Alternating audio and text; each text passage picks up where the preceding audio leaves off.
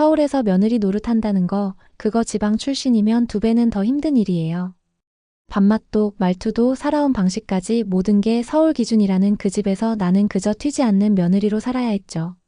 하지만 어느 날 서울 병원에 대한 맹신으로 생긴 사고가 우리 관계를 송두리째 흔들기 시작했어요. 서로를 몰랐던 그 시간만큼 돌아서기까지도 참 오래 걸렸지만 결국 알게 됐죠. 진짜 가족은 같은 방식이 아니라 다른 걸 끌어안을 줄 아는 사람들이라는 걸요. 그럼 오늘의 사연 시작하겠습니다. 부산 치과? 시어머님 목소리에서 진동이 느껴졌어요. 그 순간 나는 속으로 아차 싶었죠. 아무 말도 하지 말걸. 그냥 모른 척 할걸. 하지만 이미 입 밖으로 나와버린 말. 제가 다니는 치과인데요. 진료 잘하시고 교수 출신이세요. 작게 조심스레 말했죠. 서울 토박이. 정확히 말하면 은평구 3대째. 그게 어머님한테는 아주 자랑스러운 혈통이더라고요. 처음부터 그랬어요. 나 부산 출신이라는 이유 하나로 어머님은 대놓고 말씀은 안 하셨어도 돌려 말하며 계속 견제하셨어요. 요즘 애들은 입맛이 참 독특하네, 그치? 어쩜 그렇게 짜게 먹노? 참 며느리는 간이 세더라. 서울 사람들은 원래 담백하게 먹는 거야. 부산은 바닷가라 그런가? 그 분위기가 서울이랑은 다르지. 웃으며 말씀하시는데 그 웃음 뒤에 깔린 건 분명했죠. 우리 며느리는 좀 다르다. 서울 사람이 아니니 어쩔 수 없다. 그땐 진짜 속이 부글부글 끓었지만 입 딱 다물었어요. 남편한테 말해봤자 뭐 하겠어요. 우리 엄마 그런 의도 아니야. 그런 말만 되돌아올 텐데. 근데요, 결정타는 따로 있었어요. 어머님이 임플란트를 하신다더라고요. 원래 다니시던 큰 병원이 있었거든요. 근데 친구분이 소개해줬다며 갑자기 동네에 새로 생긴 치과를 가신다는 거예요. 엄마, 그 병원 어디야? 괜찮은 곳 맞아? 남편이 물었더니 괜찮지, 서울에 있는 병원인데 뭘. 이번에 이벤트 하더라고. 반값실에 완전 이득이지 않냐? 응. 이득 맞았어요. 딱 3개월 뒤 그 병원 사라졌거든요. 임플란트는 덜렁거리고 결국 빠졌대요. 재수술 받으려면 뼈이식까지 해야 한다고 그때서야 정신이 번쩍 드신 거죠. 그 상황에서 제가 조심스럽게 말씀드렸죠.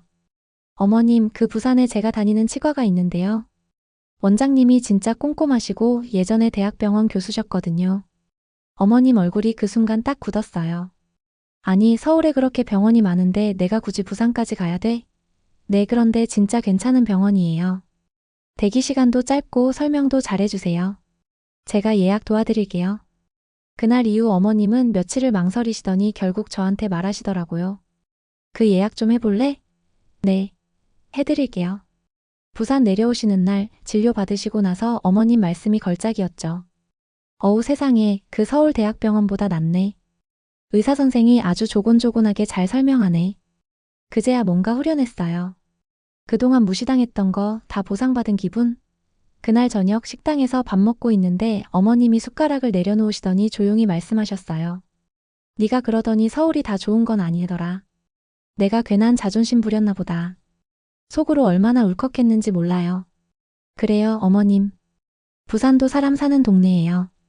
그 말을 삼키고 나는 그냥 웃었어요. 다행이에요, 어머님. 원장님 마음에 드셨다니. 며칠 뒤 시누이 생일이었어요. 그 집은 생일마다 모이거든요. 심지어 시누이 아들 돌잔치도 집에서 했었어요. 와, 진짜 서울식 정 많고 예의 있는 집안이에요. 겉보기엔. 이번엔 시누이가 직접 전화를 했더라고요. 올케, 이번엔 생일 저녁 엄마가 밖에서 먹자고 하셨어. 오랜만에 회식 느낌으로 기대돼. 그치? 그 기대라는 말에 좀 씁쓸했어요. 왜냐면 전 한 번도 그 자리가 기대된 적이 없거든요. 가면 꼭 뭐 하나 물고 늘어지거든요. 사투리, 음식, 말투, 옷 입은 것까지. 아무튼 정해진 장소로 갔어요. 강남 어딘가 고급 한식집. 입구부터 직원들이 정중하게 맞아주는데 그 정중함보다 더한 긴장감이 저를 압박하더라고요. 자리에 앉자마자 어머님 말씀이 터졌어요. 우리 며느리 요새 부산 내려갔다 오더니 얼굴이 폈네. 역시 고향 가면 사람이 살아나나 봐. 어머님, 부산은 늘 가는 데예요. 웃으며 넘겼죠. 그러자 시누이가 덧붙였어요. 나중에 우리 애들 대학 붙으면 엄마랑 우리도 부산 한번 가자. 서울 말고 지방도 한번 보자. 어떤지 궁금하다. 말은 웃으며 했지만 뒷맛이 참. 그때 남편이 숟가락을 놓더니 그러더라고요. 근데 엄마, 이번에 며느리가 소개해준 치과 덕 좀 봤잖아. 뭐, 부산이라면서 안 믿으셨잖아. 근데 갔다 오시더니 서울이 다 좋은 건 아니다고 며느리 말 들으니까 잘 되셨잖아. 순간 공기가 싸늘해졌어요. 그건 절대 이 식탁 위에서 꺼내면 안 되는 대화였던 거죠. 어머님이 조용히 물컵을 드시더니 한참 뜸을 들이다 이렇게 말씀하셨어요. 아들이 그러니까 뭐 그런갑다 하지. 그래도 나는 아직도 서울병원이 편해. 그 병원은 그날따라 운이 좋았던 거지. 시누이는 기회를 놓치지 않죠. 그럼 서울병원만 한 데가 어딨어? 특히 엄마처럼 연세 있는 분들은 멀리 다니기 힘들어서라도 서울이 낫지 그치 옳게? 그 순간 속이 확 뒤집히는 거예요. 서울이 다냐? 사람이 문제지 지역이 문제냐고요. 그날 진짜 몇 번이나 말이 목구멍까지 올라왔는지 몰라요. 근데 참았어요. 왜냐면 그 자리는 결국 남편이 보는 자리였으니까요. 내가 조금만 예민하게 구르면 왜 그래 다 그런 뜻 아니잖아. 이 소리 들을 게 뻔했거든요. 식사 끝나고 집에 오는 길. 운전하던 남편이 불쑥 말했어요. 미안해. 오늘 그 얘긴 괜히 꺼낸 것 같다. 아니야. 고마워. 대신 말해줘서. 엄마가 고집 세신 거 나도 알아. 근데 너한텐 항상 말이 좀 날카로우셔. 나도 가끔 이해 안 될 때 많아. 그 말에 울컥했어요. 그게 그냥 말이 아니야. 그 안엔 늘 내가 지방 사람이라는 게 들어있어. 알면서 모른 척하지 마. 그렇게 말하자 남편이 조용히 고개를 끄덕였어요. 알았어. 다음부턴 내 편 더 많이 들게. 말로만 그러지 말고. 행동으로 보여줘. 응. 약속할게. 그날 밤 나는 오랜만에 깊게 잠들었어요. 싸우지 않고 상처받지 않고 하루를 끝낸 게 오랜만이라. 그리고 그 평온은 잠시뿐이라는 걸 그땐 몰랐죠. 그 일이 있고 나서 며칠 후였어요. 어머님한테서 전화가 왔더라고요. 처음엔 그냥 평소처럼 얘 뭐하니? 로 시작했어요. 네, 어머님. 저녁 준비하려고요. 그래, 다름이 아니라 너 이번 주 토요일에 시간 되니? 뭔가 느낌이 쎄했어요. 왜요? 무슨 일 있으세요? 이번에 엄마 친구분이 손주 돌잔치를 하거든? 내가 너 데리고 같이 가고 싶어서 그래. 며느리 자랑 좀 하려고 며느리 자랑? 그 말에서 뭔가 이상한 기분이 들었어요. 나를 보여주고 싶다는 그 말이 왠지 자랑보단 장식처럼 들려서. 네. 알겠습니다. 결국 그렇게 또 어머님 손에 끌려 토요일 오전 강북의 한 고급 뷔페에 갔어요. 들어서자마자 어머님은 제 팔을 꼭 잡으시더니 어깨 좀 펴고 다녀봐. 며느리 되게 야무져 보이게 알겠지? 하시더라고요. 그리고 시작된 소개 릴레이. 얘가 우리 며느리야 서울 며느리감으로는 좀 다르지? 부산 애인데도 얘가 얼마나 살뜰하고 조심스러운지 몰라. 아니 서울 며느리감으로는 다르다니? 도대체 서울 며느리감이 뭔데? 그 순간 그 자리에 있던 한 아주머니가 웃으며 말하셨어요. 아휴지방 출신 며느리들이 오히려 낫다니까. 서울 애들은 눈만 높고 손도 안 움직여 모두들 웃는데 나만 웃지 못했어요. 그 자리가 그렇게 불편한 줄 몰랐어요. 차라리 무시라도 했으면 뻗대기라도 하지 그 애매한 칭찬이 나를 더 작아지게 만들었어요. 밥 먹고 나오는 길 주차장에서 어머님이 또 한마디 하시더라고요. 오늘 아주 점수 좀 땄다. 이제 너도 서울물 좀 들었나 봐. 그때였어요. 참았던 게 툭 터져버렸죠. 어머님, 제가 사람 노릇한 거지 서울물 든 건 아니에요. 뭐, 그냥 예의 갖추고 사람 대접하고 그거요. 서울이 아니라서 몰랐던 건 아니니까요. 어머님이 한참 날 보시더니 뭔가 말하려다 입을 꾹 다무시더라고요. 그날 저녁 남편한테 말했죠. 당신 엄마 사람을 꼭 전시하듯 다뤄. 예쁘게 포장해서 보여주고 속은 안 보려고 해. 그래서 많이 속상했어? 응. 근데 내가 무시받는 것도 아닌데 왜 자꾸 그런 자리에 서면 내가 작아지는 기분이 드는지 모르겠어. 남편은 한숨을 쉬더니 말했어요. 내가 말할게. 앞으로 그런 자리 너 안 데려가게 해달라고. 그 말에 좀 놀랐어요. 사실 늘 모른 척만 하던 사람이 처음으로 내 편 들어준 것 같아서. 그리고 다음날 아침 어머님한테서 톡이 왔어요. 앞으로 그런 자리는 혼자 갈게. 네가 불편했나 보네. 내가 몰랐어. 미안하다. 순간 마음이 묘했어요. 어머님이 미안하다는 말을 정말 생전 처음 들었거든요. 그 말 한 줄에 그간 참았던 서운함이 조금은 누그러졌어요. 사람 마음이 참 별거 아닌 걸로 움직이죠. 하지만 그건 또 다른 시작이었어요. 그 후로 어머님은 더 조용해졌고 그 조용함 속에 또 다른 감정이 도사리고 있다는 걸 나는 곧 알게 됐어요. 시간이 좀 흘렀어요. 톡 이후 어머님은 정말 말수가 줄었죠. 이전엔 아침 저녁으로 전화해서 뭐하냐, 밥은 먹었냐? 잔소리 반, 관심 반으로 쉴 틈 없이 쏟아지던 그 목소리가 거짓말처럼 조용해졌어요. 남편도 이상하다고 느꼈는지 어느 날 퇴근하면서 그러더라고요. 요즘 엄마가 이상해. 왜?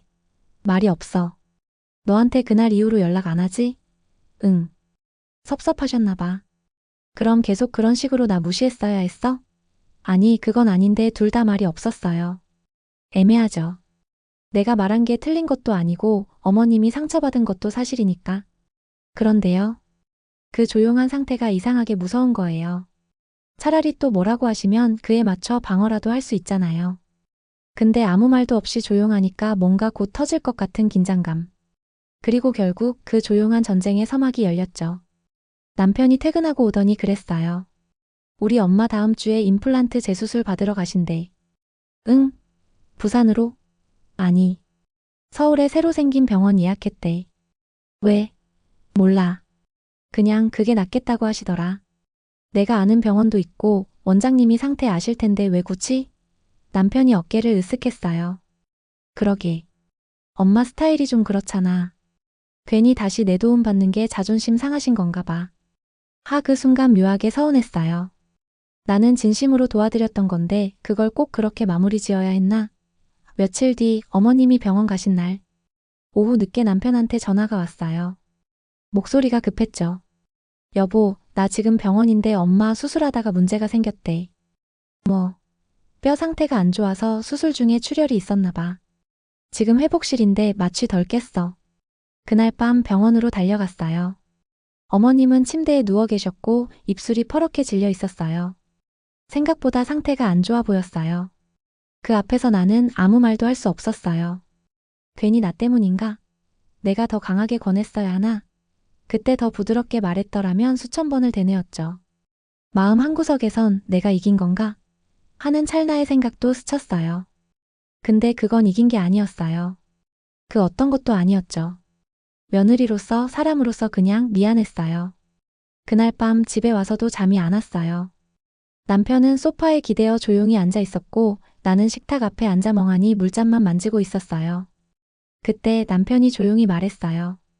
오늘 엄마 깨어나자마자 내 이름 부르셨어. 나를? 응. 그 애가 말한 병원 어디냐고 나 거기로 갈 걸 그랬나 보다 하셨어.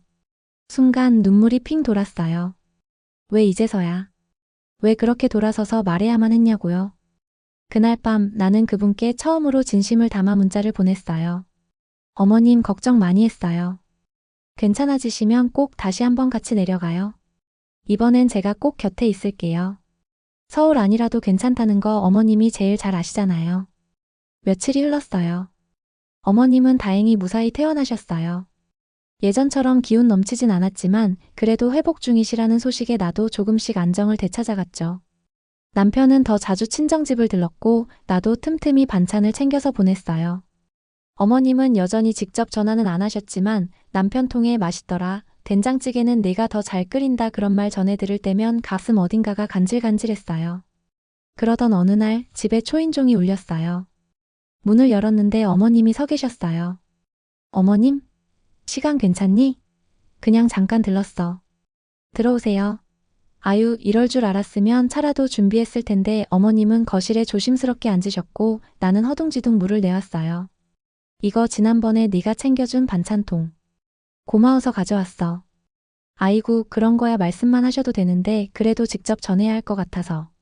미안하다, 그동안. 네. 너한테 자존심 세운 것도 괜히 속 좁게 굴었던 것도. 그냥 서울에서만 살아서 그랬나 봐. 나는 아무 말도 못했어요. 눈물이 목구멍까지 차오르는 걸 꾹 눌러 삼켰죠. 어머님은 한참을 뜸 들이시더니 갑자기 고개를 숙이며 말씀하셨어요. 그 병원 네가 말했던 대로 다시 가볼까 싶다. 아직도 연락되지? 네. 원장님도 어머님 걱정 많이 하셨어요. 환자 관리 꼼꼼히 하시거든요. 예약 도와드릴게요. 그 순간 어머님 손등이 살짝 떨리는 게 보였어요. 작게, 아주 작게 한숨도 섞여 있었고요. 나는 조용히 어머님 옆에 앉아 말했어요. 어머님, 사실 저도 처음엔 되게 힘들었어요. 사투리 쓴다고 뭐라 하실 때마다, 음식간이 세다 하실 때마다 내가 이상한가 싶고 작아졌거든요. 근데 어머님이 그 병원 다녀오시고 내 말이 맞더라 하셨을 때 그게 정말 말도 안 되게 큰 위로가 됐어요. 그제서야 어머님이 눈을 드셨어요. 그 눈엔 어렴풋한 후회와 어딘가 짙은 안쓰러움이 서려 있었어요. 그랬구나, 너도 상처 많이 받았겠네. 조금, 근데 이제 괜찮아요. 우린 가족이니까요. 이제야 진짜 가족 된 것 같아서 오히려 저는 좋아요. 그날 어머님은 오래 앉아 계시지 않았어요. 잠시 들렀다 가겠다던 말처럼 잠깐 머무시다 일어나셨어요. 현관 앞에서 신발을 신으시다 어머님이 마지막으로 하신 말씀. 나는 평생 못 잊을 거예요. 서울 며느리, 지방 며느리 그런 거 다 필요 없더라. 그냥 사람 좋은 사람이면 최고더라. 그걸 이제야 알아서 많이 미안하다. 그날 밤 나는 그 말을 노트에 조용히 적었어요. 눈물이 자꾸 뚝뚝 떨어져서 글씨가 번졌는데도 하나하나 꼭 눌러 적었어요. 사람 좋은 사람, 그 말이 최고더라. 그 후로 어머님과의 관계는 조금씩, 정말 조금씩 따뜻해졌어요. 매일 통화하진 않았지만 한 달에 두세 번 정도 얘 이거는 어떻게 삶았더라? 너 그때 끓여준 국 뭐 넣은 거지? 그렇게 묻는 연락이 오기 시작했죠. 그게 그렇게 기분 좋을 줄 정말 몰랐어요. 그런데요, 기운을 차리신 어머님이 슬슬 다시 예전의 사회성을 되찾기 시작하신 겁니다. 얘 이번에 집 며느리 봤니? 내가 그 엄마랑 학창시절 동창인데 며느리 들어왔다더라. 서울에서 이름난 고등학교 나왔다지 뭐야. 그 말에 내가 딱히 반응을 안 하니까 슬쩍 다시 덧붙이시더라고요. 그래도 난 우리 며느리가 제일 낫다. 요리도 잘하지, 애도 잘 챙기지, 말도 잘 들어. 칭찬인 것 같지만 뭔가 이상하죠? 마치 집안에서만 예쁘다는 느낌? 그래도 웃으며 넘겼어요. 어머님이 나한테 뭘 기대하고 어떤 역할을 바라시는지 이제는 어느 정도 알 것 같았거든요. 근데 또 일이 터졌어요. 시누이 아이 초등학교 입학식이었는데 그날 시댁 식구들 다 모였죠. 처음 보는 친척들도 있었고요. 한 분이 나한테 물어보셨어요. 며느리분은 어디 출신이시라고? 아, 저는 부산이요. 아, 부산. 거기 바닷바람 쐬면 사람 정 많다던데 어쩐지 좀 튀더라. 어머님이 옆에서 작게 웃으시더니 그래도 얘가 말은 안 튀어요. 서울 올라온 지 오래돼서 그런가 봐요 하시더라고요. 그 순간 가슴이 탁 막혔어요. 말이 안 튀는 게 당신들이 원하는 며느리라는 말이에요? 그날 집에 오는 길 남편한테 물었어요. 나 튀면 안 돼? 뭐가? 그 사람들 기준에선 내가 튀어야 돼. 지방 출신에 억양도 좀 남아있고 입장 때 인사도 다르게 했다고 생각하겠지. 그건 그냥 사람들이 편견이 있는 거고 아니. 그건 사람들이 아니야. 당신 엄마도 그랬어. 말은 안 튄다고 다행이라고. 남편이 한참을 말없이 운전하더니 신호에 걸린 차 안에서 조용히 고개를 돌리더라고요. 미안해. 내가 그런 얘기까지 신경 못 썼네. 이제 알면 됐어. 근데 난 내가 튀어도 괜찮아. 왜냐면 내가 가진 게 그거니까. 그날 밤 나는 내 억양 그대로 부산식 칼국수를 끓였어요. 김치도 겉절이도 평소보다 간을 세게 했죠. 남편이 한 입 먹더니 그러더라고요. 와, 진짜 맛있다. 우리 엄마 음식보다 낫다. 진심이야? 응. 말투도 음식도 내 방식이 제일 좋아. 그 한마디에 내가 얼마나 위로받았는지 몰라요. 그날 이후로는 내가 먼저 사투리도 꺼냈었어요. 의도적으로요. 어머님께도 그렇게 말했죠. 어머님, 저 부산 사람인 거 잊지 마세요. 그게 저의 일부예요. 어머님은 잠깐 정적 끝에 그러셨어요. 그래. 그것까지 아우르는 게 며느리지. 드디어 서로 다른 걸 인정하는 첫걸음을 내디딘 거였어요. 봄이 오고 있었어요. 날씨가 좀 풀리니까 어머님이 슬슬 집안 행사 이야기를 꺼내기 시작하시더라고요.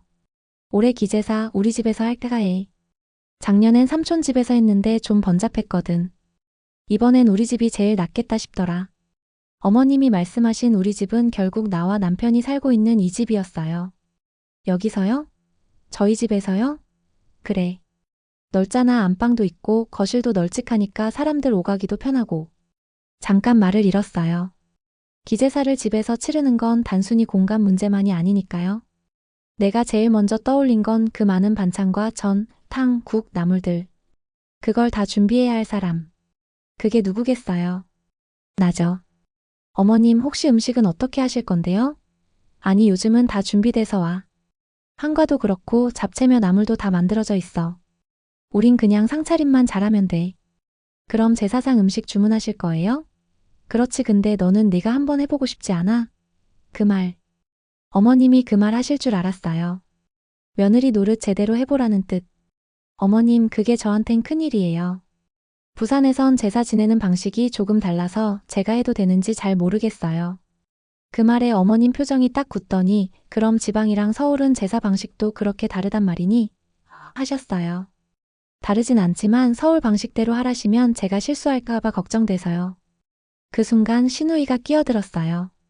엄마 그냥 이번엔 음식 시켜. 옳게 힘들잖아. 나도 음식 준비하다 엄마한테 등짝 맞은 거 벌써 5번이야. 장난처럼 웃으며 넘겼지만 분위기는 묘하게 가라앉았죠. 결국 어머님은 그래 시켜 먹자. 다들 바쁜데 뭘 하시며 마무리하셨고요. 근데요. 그 이후부터 어머님 태도가 다시 서늘해졌어요. 톡은 줄었고 통화하면 예전처럼 단답형. 예를 들면 이래요. 어머님 반찬 보내드렸어요. 그래. 저번에 좋아하셨던 오이무침도 했고요. 응. 그런 식으로. 그때 느꼈어요. 또 시작됐구나. 이번엔 며느리로서 부족하다는 이유로 서운하신 거구나. 그날 밤 남편한테 조심스럽게 말했어요. 나 제사상 차릴 자신이 없었어. 당신도 알잖아. 어머님 스타일 얼마나 깐깐하신지. 알지. 그래서 엄마도 시킨다 하지 않았어? 말은 그렇게 하셨지만 마음은 안 그러셨어. 그럼 다음에 다시 기회 있으면 그땐 해볼래? 응. 다음엔 나도 한번 정식으로 해보고 싶어. 내 방식대로. 내가 잘할 수 있는 방식으로. 남편이 고개를 끄덕였어요. 그럼 그렇게 해. 다들 너한테 서울식 며느리 기대하는지 몰라도 나는 그냥 내가 좋거든. 부산 며느리든 어디든 상관없어. 그 말 한마디에 그날 묵직했던 기분이 조금은 풀렸어요. 서울식도 지방식도 아닌 내 방식으로 내가 누군지 보여줄 수 있는 날. 그게 진짜 며느리 노릇 아닐까? 며칠 뒤 시댁에 다 같이 모이는 날이었어요. 큰 삼촌 생신이라 외식 자리가 생긴 거죠. 한정식 집이었고 어머님이 먼저 자리를 잡아두셨더라고요. 오랜만에 모인 식구들. 그 와중에 신우이 남편은 회사 얘기, 삼촌들은 정치 얘기, 그 사이 어머님은 조카한테 이러고 계셨어요. 너는 나중에 꼭 서울에서 살아야 돼. 공기부터가 달라 공부도 서울에서 해야 하고 직장도 서울에서 잡는 게 최고지 그 말 듣는데 피식 웃음이 나더라고요. 남편이 나를 힐끗 보더니 작게 한숨을 쉬었어요. 나는 그 순간 참고 또 참았던 말을 꺼냈죠. 어머님 근데요. 응? 부산도 공기 나쁘진 않아요. 서울보다 공기 좋다는 말도 많은데요. 어머님이 숟가락을 잠깐 내려놓고 절 봤어요. 그 묘한 정적. 순간 주변 사람들도 조용해졌죠. 아니, 그게 내 말은 그냥 서울이 아무래도 편하다는 얘기였지 편한 건 사람 따라 다른 것 같아요. 저는 부산이 더 편하거든요. 특히 사람들 말투도 음식도 저한텐 거기가 집이니까요. 그래. 그렇긴 하지. 그 말을 하는 어머님 표정이 처음엔 당황스럽고 좀 불편해 보였는데 조금 지나자 한숨 섞인 웃음을 지으셨어요. 그래. 나는 그냥 익숙해서 그런가 보다. 그 순간 조용히 앉아 계시던 큰 삼촌이 말했어요. 근데 나도 요즘 지방 가면 부러워. 서울은 너무 시끄럽고 복잡해서 사람 사는 데는 다 거기서 거기야. 그 말에 분위기가 살짝 누그러졌고 신우이 남편도 끼어들더라고요. 요즘엔 오히려 지방살이 선호하는 사람 많아요. 업무도 재택 많고 서울만의 장점이 예전만 못하니까요. 그렇게 식사는 좀 더 부드럽게 이어졌어요. 나는 속으로 생각했죠. 그래. 내가 할 말은 했고 어머님도 조금은 알아들으신 거겠지. 집에 돌아오는 길. 남편이 조용히 말했어요. 오늘 내 말 멋있었다. 정말? 응. 처음엔 엄마 좀 당황하셨지만 나중엔 인정하는 눈빛이었어. 그랬으면 좋겠다. 나도 이젠 그냥 조용히 참고만 있긴 싫어. 잘했어. 우리 엄마 내 진심 알았을 거야. 그날 밤 어머님한테서 톡이 왔어요. 얘야, 오늘은 내가 말이 많았지. 괜히 또 너 불편하게 했을까봐 미안하다. 다음에 부산 가면 맛있는 거 좀 해줘. 너 그 미역국 맛 아직도 생각나더라.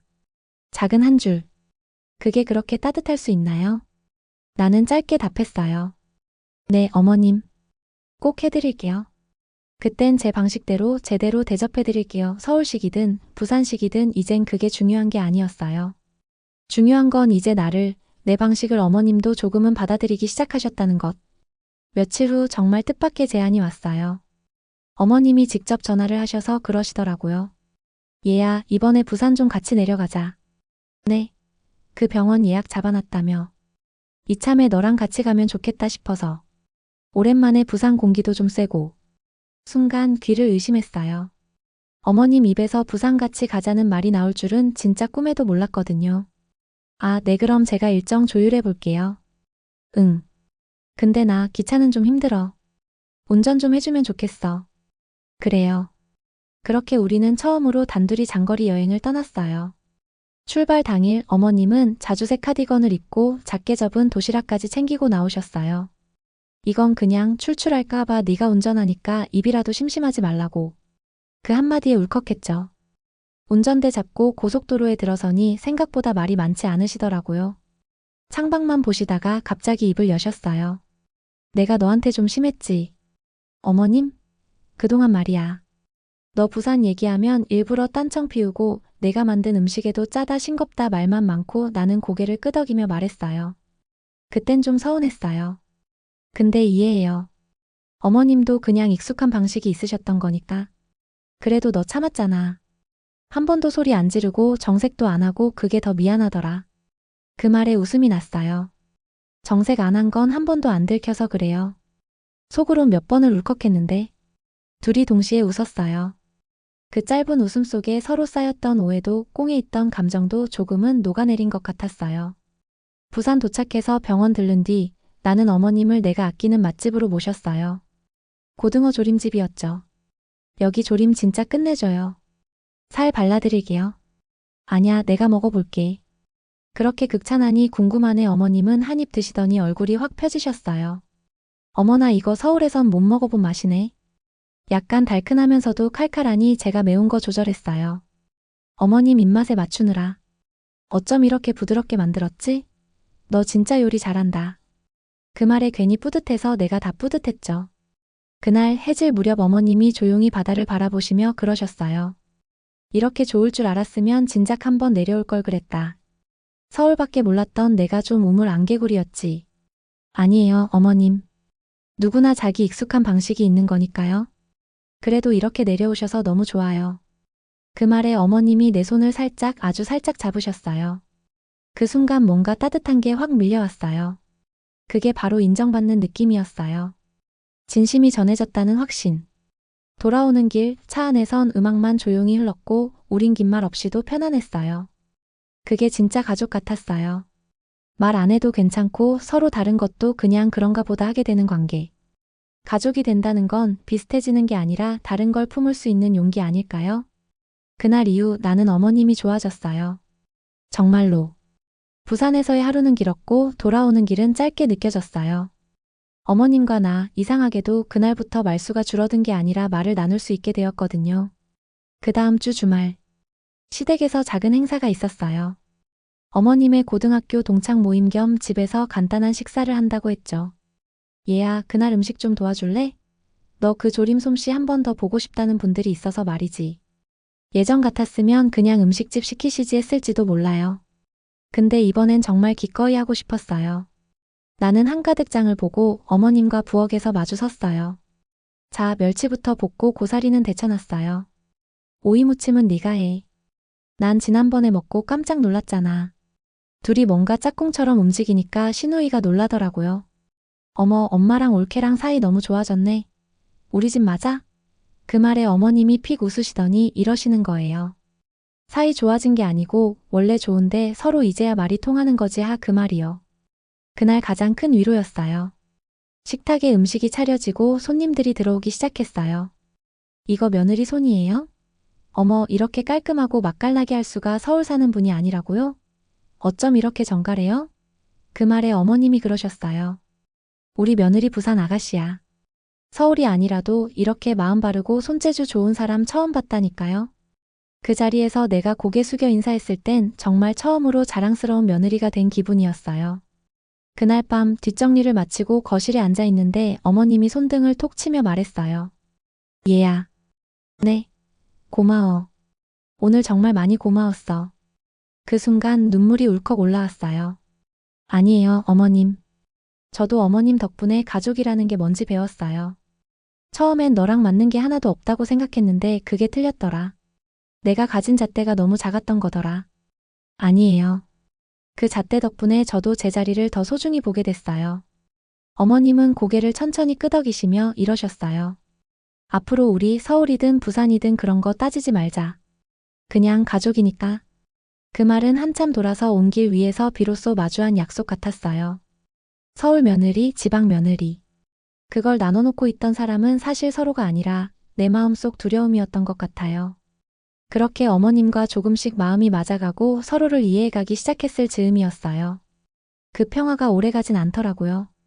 늘 그렇잖아요. 가장 평온할 때 뜻밖의 일은 찾아오니까요. 신우이한테 전화가 왔어요. 목소리가 좀 이상했어요. 올케, 혹시 엄마한테 뭐 상속 관련해서 들은 거 있어? 네. 엄마가 자꾸 이러시더라고. 나는 죽으면 다 공평하게 나눌 거다. 며느리도 딸처럼 생각한다. 이 말 계속 하시는데 그거 너 들으라고 하는 말 아니야? 순간 숨이 턱 막혔어요. 아니에요. 저 그런 얘기 들은 적도 없고 상속 같은 건 저랑 상관없는 일이죠. 그래? 근데 이상해. 요즘 엄마가 자꾸 이상한 말을 해. 며느리한테 집 하나는 줘야지. 고생한 사람이 가져야 한다. 이런 얘기들을 넌 뭐 모르지? 정말 몰라요. 저 그런 말 들은 적 없어요. 전화를 끊고 나서도 심장이 계속 두근거렸어요. 설마 어머님이 그런 얘기를 하셨다고? 그날 밤 남편한테 말을 꺼냈죠. 당신 누나가 어머님이 나한테 상속 이야기 하셨냐고 묻더라. 뭐, 내가 뭔가 받은 것도 아닌데 왜 갑자기 그런 이야기가 나왔을까? 남편은 말없이 고개를 숙였어요. 그러더니 말했어요. 며칠 전에 엄마가 나한테도 비슷한 얘기 하셨어. 뭐라고? 나는 내 마누라가 더 가족 같더라. 내가 어려울 때 곁에 있어준 건 그 아이지 딸은 아니었다. 그렇게 말씀하시더라고. 숨이 확 막혔어요. 그걸 왜 이제 말해? 너 부담될까봐. 괜히 너까지 곤란하게 될까봐. 나는 조용히 일어나 부엌 싱크대 앞에 섰어요. 그리고 말없이 한참을 물만 틀어놨어요. 내가 원한 게 아니야. 정말 아니야. 근데 왜 이게 이렇게 무서운 예감처럼 들리지? 며칠 후 어머님이 또 집에 오셨어요. 평소와는 다르게 작은 서류 가방을 들고 오셨더라고요. 얘야, 이거 좀 봐줘. 내 명의로 된 서류인데 네가 한번 체크해줬으면 해서. 무심코 펼쳐본 그 서류엔 작은 아파트 한 채와 예금 내역이 적혀 있었어요. 이건 내가 너한테 남기고 싶은 거야. 네. 어머님, 이거 왜 저한테? 그냥 그렇게 하고 싶더라. 너한테 고맙고 미안하고 내가 내 마음대로 해도 되잖니? 그 순간 뭔가 와르르 무너지는 기분이었어요. 이게 감사한 일인데 왜 이렇게 눈물이 나는 걸까? 어머님, 저 그런 거 받고 싶지 않아요. 저 그냥 지금처럼 그냥 며느리로만 있고 싶어요. 그건 내 마음이고 이건 내 마음이야. 그리고 며칠 후 신우이한테서 문자가 왔어요. 올케. 그렇게까지 했어야 했어? 가족이면 다 같이 나눠야지. 왜 당신만 가족인 척해? 진짜 정 떨어진다. 나는 그 문자를 밤새도록 읽고 또 읽었어요. 그리고 생각했어요. 이게 진짜 가족의 민낯인가? 신우이의 문자. 그 단 한 줄이 내 마음을 푹 찔렀어요. 정 떨어진다. 그 말. 도대체 내가 뭘 그렇게 했다는 건지 그 말을 곱씹을수록 숨이 턱 막혔어요. 그날 밤 어머님께 전화를 드렸어요. 어머님, 혹시 누나한테 제가 뭘 받기로 했다고 말씀하셨어요? 아니, 그걸 어떻게 문자가 왔어요? 왜 당신만 가족인 척하냐고. 어머님은 한숨을 내쉬셨어요. 미안하다. 내가 너무 앞서갔지. 그냥 내 마음이 그랬던 거지. 너도 나도 곤란하게 만들었구나. 아니에요. 어머님이 주신 그 마음 진심으로 감사했어요. 근데요, 그걸 알게 된 사람들이 저를 어떻게 볼까 그게 너무 무서워요. 그날 이후 시댁 분위기는 달라졌어요. 가족 단체방엔 아무도 말을 안 했고 명절 모임 얘기도 슬쩍 넘어가고 어머님조차 연락이 줄었어요. 나는 다시 혼자가 된 느낌이었어요. 서울 하늘 아래 내 편이라고 믿었던 그 작은 온기도 다 식어버린 듯한 느낌. 그러던 어느 날 신우이가 불쑥 우리 집에 찾아왔어요. 예고도 없이요. 초인종 소리에 나가보니 거기 서 있는 신우이는 눈빛부터가 달랐어요. 얘기 좀 하자. 들어오세요. 거실에 마주 앉자마자 그녀가 말했어요. 나는 그냥 그게 너무 억울했어. 엄마가 한 번도 나한테 그런 말 해준 적 없었거든. 근데 너한텐 집 하나 줘야겠다는 말을 하셨다고? 그걸 듣는데 진짜 내가 뭐였나 싶었어. 그 말에 나는 처음으로 속에 있던 말을 꺼냈어요. 저도 처음엔 믿기지 않았어요. 그 말 듣고 사실 것부터 났어요. 왜 나한테 이런 걸 주시려고 하지? 왜 나한테만 이러시지? 그게 불편했고 무서웠어요. 누나, 저는 가족 되고 싶었을 뿐이에요. 받는 사람이 아니라 받아주는 가족이요.